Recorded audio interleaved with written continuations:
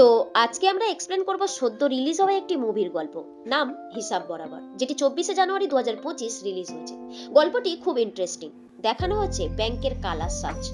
আমাদের অ্যাকাউন্ট থেকে কেটে যাওয়া 5-10 টাকার হিসাব যা নিয়ে আমরা মাথা ঘামাই না, তা যে কত বড় আকার ধারণ করে আর তা সরাসরি আমাদের উপর কিভাবে এফেক্ট ফেলে সেটাই দেখবো আমরা এই মুভিটিতে। তো চলো শুরু করা যাক। আর একটা কথা বলে নি, ভিডিওটি দেখার পর যদি ভালো না লেগে থাকে তাহলে ডিসলাইক অবশ্যই দেবেন, আর ভালো লেগে থাকলে দয়া করে চ্যানেলটিকে সাবস্ক্রাইব করে ভিডিওটি লাইক দিয়ে পাশে থাকবেন। ধন্যবাদ। তো গল্পের শুরুতে একজন লোক কমলা লেবু নিয়ে প্ল্যাটফর্মে দৌড়াতে দৌড়াতে ট্রেন ধরে। তারপর সে ট্রেনে সবাইকে কমলা লেবু দেয়। সবাই ভাবে সে লেবু চুরি করে পালিয়ে এসেছে, কিন্তু সে বলে না, আমি চুরি করিনি, আমার নাম রাধে মোহন, একজন টিকিট কালেক্টর। দুটো লেবু 20 টাকা দিয়ে কিনে 100 টাকার নোট দিয়েছিলাম, কিন্তু ট্রেন ছেড়ে দিয়েছে দেখে চেঞ্জ নিতে পারিনি, তাই আরো 8টা লেবু তুলে নিয়ে চলে এসেছি। এখানে ট্রেনের কর্নার সিটে পুনাম নামের একটি মেয়ে বসে রয়েছে, আর সে খুব মনোযোগের সাথে রাধে মোহনকে দেখছিল।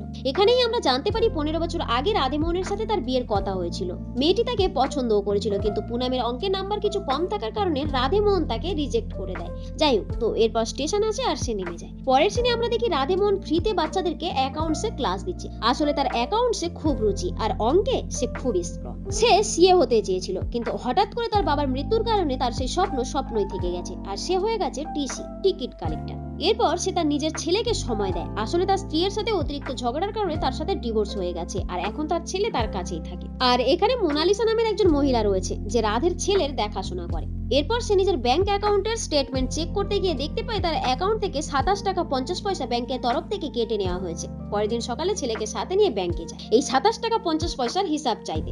লাইনে দাঁড়িয়ে থাকা অন্য সব লোক তাকে ছোট বড় কথা শোনায় আর বলে, 27 টাকা 50 পয়সার জন্য তুমি এখানে এত সময় নষ্ট করছো? আমাদের সময়ের দাম আছে ভাই, তুমি চাইলে আমাদের থেকে 27 টাকা 50 পয়সা নিয়ে নাও। কিন্তু সেও নাছুর বান্দা, সে শুনবে কেন? সে বলে, এটা আমার কষ্টের পয়সা আর আমি আমার টাকার হিসাব অবশ্যই নেব। এরপর সে কাউন্টারে লিখিত কমপ্লেন দেয়। তাকে বলা হয় 2 দিন পর আস। এবার যখন ব্যাংক থেকে বাইরে বের হচ্ছিল, দেখা যায় এখানে একটি লোক ক্রেডিট কার্ডের জন্য খুব বিরক্ত করছে তাকে। সে বারবার মানা করার সত্ত্বেও এই লোকটি তার পিছু ছাড়ছিল। এখন সে কোনো রকমে সেখান দিয়ে বেরিয়ে ট্রেনে যাবে। দেখা যায় ট্রেনের মধ্যে একজন যাত্রী এক টিসির সাথে খুব ঝগড়া করছে, কারণ সে টিকিট কাটেনি। এখন ফাইনের হিসাব নিয়ে তাদের মধ্যে কথা কাটাকাটি চলছে। তো রাধে মোহন এসে হিসাব করে দেয়। এরপর স্টেশন আসে আর লোকটি নেমে যায়। এখন দেখা যায় লোকটি একটি ফাইল এখানে ফেলে গেছে। রাধে মোহন সেটিকে তুলে জমা করতে যায়, কিন্তু 7টা বেজে যাওয়ার কারণে অফিস বন্ধ হয়ে গেছে। তাই সে ফাইলটি নিয়ে নিজের ঘরে আসে। ঘরে বসে এমনি সে ফাইলটি খুলে দেখছিল। দেখা যায় এতে সেই লোকটির ব্যাংক স্টেটমেন্ট রয়েছে। আসলে সে সেটিকে নিয়ে সি এর কাছে যাচ্ছিল। এখন রাধে মোহন তার হিসাব কিতাব সলভ করে। পরের দিন সে লোকটিকে দেখে যখন সে তাকে ফাইলটি দিতে যায়, তখন লোকটি রাধে মোহনের সাথে আবার ঝগড়া করে। আর রাধে মোহন দেখে এই লোকটির অ্যাকাউন্ট থেকেও কিছু পয়সা কাটা গেছে। এরপর এখানে টন্ডন আসে, যে ছিল রাধে মোহনের সহকর্মী। সে বলে, আমার সিএ বাইরে গেছে আর কালকে আমাকে ট্যাক্স ফাইল জমা দিতে হবে, কারণ কাল লাস্ট ডেট। তুমি আমার ফাইলটি রেডি করে দাও। প্রথমে সে মানা করে, কিন্তু পরে রাজি হয়ে যায়। এখন রাতের বেলা যখন সে তার ফাইল নিয়ে কাজে বসে, দেখতে পায় তার অ্যাকাউন্ট থেকেও 125 টাকা এমনি কেটে নিয়েছে ব্যাংক। পরের দিন সে তার কাছে এসে বলে, এর ব্যাপারে তোমাকে ব্যাংকে গিয়ে কমপ্লেন করা উচিত, কিন্তু সে 125 টাকা খুব ছোট অ্যামাউন্ট হওয়ার কারণে সময়ের বাহানা দিয়ে মানা করে দেয়। এরপর রাধে মোহন আবার ব্যাংকে যায়। যার হাতে সে কমপ্লেন পেপার দিয়ে এসেছিল তার কাছে যেতে সে আবার ঠিক করে উত্তর দেয় না, যার কারণে সে প্রচন্ড রেগে যায় আর তাকে উল্টোপাল্টা বলে। এরপরে দুজনের মধ্যে লেগে যায় ঝগড়া। এসব দেখে ব্যাংকের ম্যানেজার দৌড়ে এসে তাদের দুজনকে থামায়। রাধের মুখ থেকে সব শুনে ম্যানেজার বলে, আমি তোমার প্রবলেম অবশ্যই সলভ করবো, বাস তুমি আমাকে 2 দিনের সময় দাও।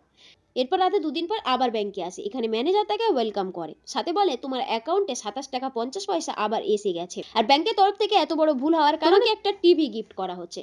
যাতে সে আশ্চর্য হয়ে যায়। যেহেতু সে অঙ্কে খুব পাকা ছিল, তাই সে এটা বুঝে উঠতে পারছিল না মাত্র 27 টাকা 50 পয়সার ভুলের জন্য 25,000 টাকার টিভি তাকে কেন দেওয়া হচ্ছে। সে ম্যানেজারকে প্রশ্ন করে, সব সিস্টেম কম্পিউটার হওয়ার কারণে এরকম ভুল কিভাবে হয়? ম্যানেজার বলে, কম্পিউটার মানুষই তো চালায় আর মানুষ ভুল করে। এরপর দেখা যায় এখানে ট্যান্ডানো আছে, তাকেও একটা টিভি দেওয়া হয়েছে, কারণ তার অ্যাকাউন্ট থেকেও টাকা কাটা হয়েছিল। আর রাদের বলার পর সে ভেবে চিন্তে দেখে ব্যাংকে এসে কমপ্লেন করেছিল। যাই হোক, এরপর তারা সব কলিগ মিলে বাইরে ছোট একটা পার্টি করে। এখন এখানে টন্ডন বলে, আমি শুধুমাত্র রাধের জন্য 25,000 টাকার একটা টিভি পেলাম। রাধে বলে, এই ব্যাংকে একটা বিশাল স্ক্যাম চলছে, তা না হলে মাত্র সামান্য কিছু পয়সার জন্য এত বড় অ্যামাউন্টের গিফট কেন দেবে? এরপর সে তাদেরকে অঙ্ক করে সবকিছু বোঝায় যে ডু ব্যাংকের কাছে অল টোটাল 4 কোটি অ্যাকাউন্ট রয়েছে।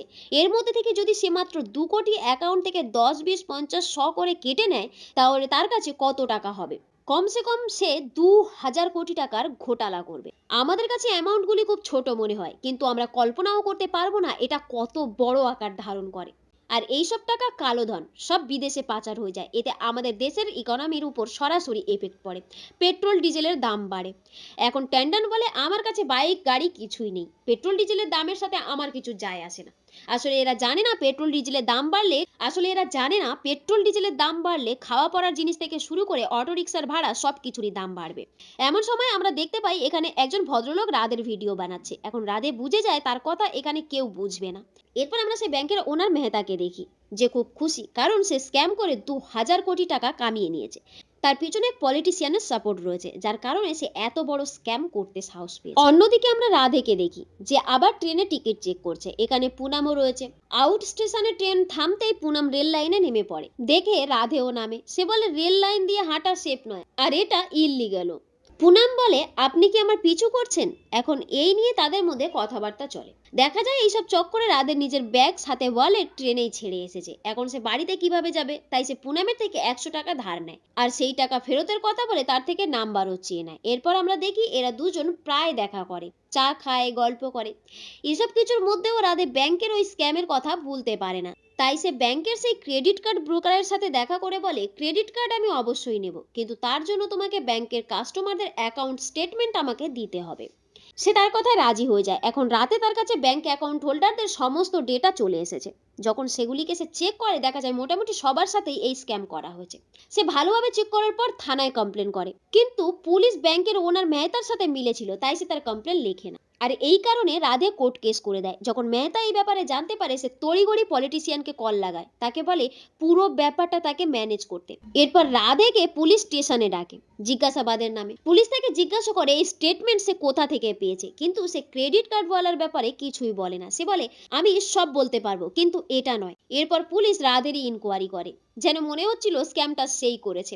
পুলিশ তার সাথে খুব খারাপভাবে কথা বলছিল। এমন সময় এখানে পুনাম আসে। আসলে পুনাম একজন অনেক বড় পুলিশ অফিসার আর এই কেসের দায়িত্ব তার উপরেই পড়েছে। সে তাকে দেখে আশ্চর্য হয়, কারণ পুনাম যে একজন পুলিশ অফিসার তা সে জানতো না। এখন পুনাম তার সাথে খুব প্রফেশনালি কথা বলে, যেন সে তাকে চেনেই না। রাধে বলে এই সমস্ত ডেটা আমি জোগাড় করেছি, কিন্তু পুনামও তাকে একই কথা জিজ্ঞাসা করে যে তুমি এই ডেটাগুলি কোথা থেকে পেয়েছো, কিন্তু সে কোনো মতেই উত্তর দিতে চায় না। পুনাম বলে যতক্ষণ না সে এই উত্তর পাবে সে কিছুই করতে পারবে না। রাধে বলে তোমার অ্যাকাউন্টগুলি চেক করা উচিত, তাহলে তুমি সব উত্তর পেয়ে যাবে। পরের সিনে আমরা দেখতে পাই মেহতা ক্রেডিট কার্ড ওয়ালাকে ধরে প্রচন্ড মারছে। ঠিক এমন সময় এখানে সেই পলিটিশিয়ান চলে আসে। সে বলে যদি এ মরে যায় তাহলে আমরা সবাই ফাঁসবো, ওকে ছেড়ে দাও। ওর কথায় সে তাকে ছেড়ে দেয়। এরপর সে তার লোকজনদের অর্ডার দেয় রাধের ঠিকুচি কুষ্টি বের করতে। এখন আমরা দেখি রাধে আর তার ছেলে বাইরে ঘুরতে এসেছে। এখানে তার ক্রেডিট কার্ডওয়ালার সাথে দেখা হয়। সে বলে তুমি নিজেকে আর নিজের ছেলেকে সামলে রেখো। এখন দেখা যায় ব্যাংকের ম্যানেজার ব্যাংক স্টেটমেন্ট নিয়ে থানায় পৌঁছে গেছে, সাথে মিষ্টিও আছে। এরপর পুনাম রাধেকে বলে ব্যাংকের দেওয়া স্টেটমেন্টের সাথে তোমার স্টেটমেন্ট মিলছে না। এখনো জিজ্ঞাসা করছি এগুলি তুমি কোথায় পেয়েছো? অন্য পুলিশরা বলে জাল পেপার, এগুলো নকল পেপার নিয়ে ব্যাংককে বদনাম করতে এসেছে। রাধে বলে নকল পেপার ব্যাংক কত দিতে পারে? এখন রাধে বেশ কিছু কাগজ পুনামকে দিয়ে বলে এগুলো ওই ব্যাংক হোল্ডারদের স্টেটমেন্ট, যাদের সাথে এই স্ক্যাম হয়েছে। এদের প্রত্যেকের ডিটেলস এতে আছে, এদের সাথে কথা বলে নাও, তাহলেই তুমি সবকিছু বুঝতে পারবে। পুনাম ঠিক এমনটাই করে। ওই সমস্ত অ্যাকাউন্ট হোল্ডাররা পুনামের কাছে এসে নিজেদের স্টেটমেন্ট দেয়। এরপর পুনাম রাধেকে বলে তোমার স্টেটমেন্ট জালি। শুনে রাধে প্রচন্ড রেগে যায়। সে বলে এই কাগজগুলো তোমার এমন কাউকে দেখানো উচিত যে অঙ্কে স্ট্রং, কারণ তোমার অঙ্ক প্রচন্ড উইক। এই কথায় পুনামও প্রচন্ড রেগে যায় আর সে বলে 15 বছর আগেও তুমি একটা মেয়েকে রিজেক্ট করেছিলে এটা বলে যে তার ম্যাথ উইক, জীবনের হিসাব রাখতে পারবে না। শুনে রাধে বুঝে যায় পুনাম হলো সেই মেয়ে যাকে সে রিজেক্ট করেছিল। সেভাবে বোধহয় পুনাম তারই বদলা নিচ্ছে। এরপর কেস কোর্টে ওঠে। কোর্ট থেকে বলা হয় রাধে জাল কাগজ তৈরি করে ব্যাংকের ইমেজ খারাপ করার চেষ্টা করে মিথ্যে দোষ চাপায়, তাই তার 1 রাতের জেল হয়। এখন এখানে মেহতা রাধেকে বলে তুমি ভুল করছো। আমি লোকের অ্যাকাউন্ট থেকে 20 থেকে 50 টাকার বেশি নিই না, এতে মানুষের কিছু যায় আসে না। তুমি লোকের ব্যাপারে ভাবা বন্ধ করো। কাল যখন তুমি জেল থেকে ছাড়া পাবে আমি তোমার জন্য একটা অনেক বড় গিফট পাঠাবো। এরপর দেখা যায় পুনাম রাধের জন্য খুব দুঃখিত, কারণ যখন সে পেপারগুলো চেক করছিল সেও জানতে পেরেছিল রাধে সত্যি বলছে আর সে সেই ডকুমেন্টস নিয়ে তার বসের কাছে দিয়েছিল, কিন্তু বস তাকে ধমক দিয়ে চুপ করিয়ে দেয় আর বলে যদি তুমি কিছু করো তাহলে তোমাদের সবার খবর আছে। তাই পুনাম রাধের সাথ দিতে পারেনি, তাই এখন তার খুব গিল্টি ফিল হচ্ছে।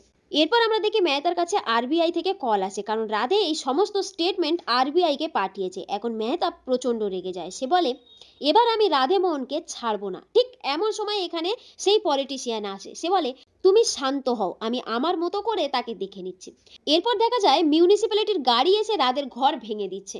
এটা বলে যে তার ঘর ইল্লিগাল ভাবে বানানো হয়েছে আর তাকে অনেকদিন আগে থেকেই নোটিশ দেওয়া হচ্ছে, কিন্তু সে কোনো নোটিশের জবাব দেয়নি। শুনে রাধে আশ্চর্য হয়ে যায়, কারণ তার কাছে কোনো নোটিশ আসেইনি। পরের দিন যখন রাধে অফিস যায়, সে জানতে পারে তার উপর তদন্ত করা হচ্ছে, কারণ সে টিকিটের ফাইনের টাকা থেকে 17 টাকার স্ক্যাম করেছে। এখন এসব দেখে রাধে বুঝতে পারে এই সব কিছু মেহতা করাচ্ছে। এরপর যখন সে বাইরে আসে, তার কলিগ তার কাছে এসে বলে, এখনো সময় আছে, তুমি ক্ষমা চেয়ে নাও, এসব করে কোনো লাভ হবে না। কিন্তু সে ছাড়ার পাত্র নয়। পরের সিনে আমরা দেখি একটা বেঞ্চে রাধে আর তার ছেলে বসে আছে। ঠিক এমন সময় এখানে মেহতা আসে। সে বলে, যদি তুমি আমার পিছনে না লাগতে, তাহলে তুমি তোমার ছেলের সাথে তোমার জীবন খুব ভালো করে কাটাতে পারতে, তোমার লাইফ এইভাবে স্পয়েল হয়ে যেত না। এরপর সে তার ছেলেকে ধরে নেয় আর বলে, শরীর থেকে সব জামা কাপড় খুলো, উলঙ্গ নাচো, তুমি আমার অনেক বড় ক্ষতি করেছো, আমার পুরো জীবন এখন অশান্তিতে ভরে গেছে। যেহেতু তার ছেলে তাদের কাছে বন্দি, তাই বাধ্য হয়ে সে নিজের জামা কাপড় খুলতে যাচ্ছিল। এমন সময় সেখানে সেই লোকটি চলে আসে যে মলে রাদের ভিডিও বানিয়েছিল। সে বলে, তুমি বাচ্চাকে ছেড়ে দাও, কিন্তু সে তার লোকজনদেরকে অর্ডার দেয় লোকটিকে ধরতে। এমন সময় সে আওয়াজ দেয় আর এখানে অনেক লোক জড়ো হয়ে যায়। এরপর বাধ্য হয়ে মেহতা তার ছেলেকে ছেড়ে দেয় আর সেখান থেকে চলে যায়। এরপর এরা রাধেকে নিয়ে পাশেই নিজেদের গ্রামে আসে। বলে এদের সবার অ্যাকাউন্ট ওই ব্যাংকে আছে আর এদের সবার সাথে স্ক্যাম হয়েছে। আর এই লোকটি তার বানানো ভিডিও নিজের ছেলেকে দেখিয়েছিল। তার ছেলে সিএ করছে আর সে এই সমস্ত ব্যাপারটা বুঝতে পেরে সবাইকে বলে। তারপর এরা রাধে মোহনের সাথে থাকার অঙ্গীকার করে। এখন রাতে বুঝতে পারে সে একা নয়, তার পিছনে অনেক মানুষ রয়েছে। পরের দিন সকালে ব্যাংকের সামনে লাইন লেগে যায়। এরা সবাই অ্যাকাউন্ট বন্ধ করবে। এখন ব্যাংকের সামনে এত লোকের ভিড় অ্যাকাউন্ট বন্ধ করার জন্য, তাই সবার মনে হয় এই ব্যাংক ক্লোজ হয়ে যাবে। এই খবর মুখোমুখি ছড়িয়ে পড়ে, তাই তাদের দেখা দেখি সব মানুষ এসে অ্যাকাউন্ট ক্লোজ করতে শুরু করে। এরই মধ্যে পুনাম একটা ভিডিও বানিয়ে ইন্টারনেটে পাবলিশ করে দেয়, যাতে ছিল রাধেমোহন ব্যাংকের ব্যাপারে যা বলেছিল তার সব সত্যি। তার তদন্তে উঠে আসা অরিজিনাল ফাইলটা সে এখানে এই ভিডিওতে দেখায়। এসব দেখে মেহতা প্রচন্ড রেগে যায় আর সে কি করবে ভেবে পায় না। সে সেই পলিটিশিয়ানকে বলে, আমি সব দিক দিয়ে ফেঁসে গেছি। সে বলে, তুমি অল্প কিছু টাকা নিয়ে এখান দিয়ে পালিয়ে যাও, 2000 কোটি থেকে 500 তুমি নাও আর 1500 আমাকে দাও, তোমার যাওয়ার ব্যবস্থা আমি করে দেবো। শুনে মেহতা শকড হয়ে যায়, কিন্তু তার কাছে আর কোনো উপায় নেই, তাই সে রাজি হয় আর তারা ফ্লাইটের জন্য রেডি হয়। অন্যদিকে রাধেমোহন নিজের পুরো ক্যারিয়ারের পেপারস নিয়ে বসে অফিসারদের সামনে। এখন সে সব হিসাব তাদেরকে বুঝিয়ে দেয় পাই টু পাই। সে প্রমাণ করে দেয় 17 টাকার চুরি সে করেনি। সে অফিসারদের বলে, তোমাদেরকে এইদিকে ব্যস্ত করে দিয়েছে এই 17 টাকার চুরি দেখিয়ে অনেক বড় স্ক্যামকে লুকানোর জন্য। এরপর দেখা যায় মেহতা সমস্ত টাকা ব্যাগে পুরে এয়ারপোর্টে পৌঁছে গেছে। চেকিং করে বসে যায় প্লেনে। এরপর এখানকার স্টাফ আসে আর বলে, আপনার ব্যাগে কোনো আজব কিছুর সম্ভাবনা আছে। এরপর সে দৌড়ে ব্যাগের কাছে যায়, গিয়ে দেখে তার ব্যাগে শুধুমাত্র কাদা ভরা, তার টাকা গায়েব হয়ে গেছে। আসলে এয়ারপোর্টে যে ক্লিনার আছে সেই মহিলার অ্যাকাউন্টও এই ব্যাংকে ছিল আর সে জানতো মেহতার ব্যাগে টাকা রয়েছে, তাই সে প্ল্যান করে তার ব্যাগ থেকে টাকা বের করে ডাস্টবিনের বালতিতে ভরে ব্যাগের মধ্যে কাঁধা ভরে দিয়েছিল। আর এই কাজ ওই মহিলা একা নয়, পুরো টিম ভাবে করেছিল আর তাদেরকে সাহায্য করেছিল ডিএম নিজেই। এরপর এখানে পুলিশ চলে আসে আর মেহতাকে অ্যারেস্ট করে।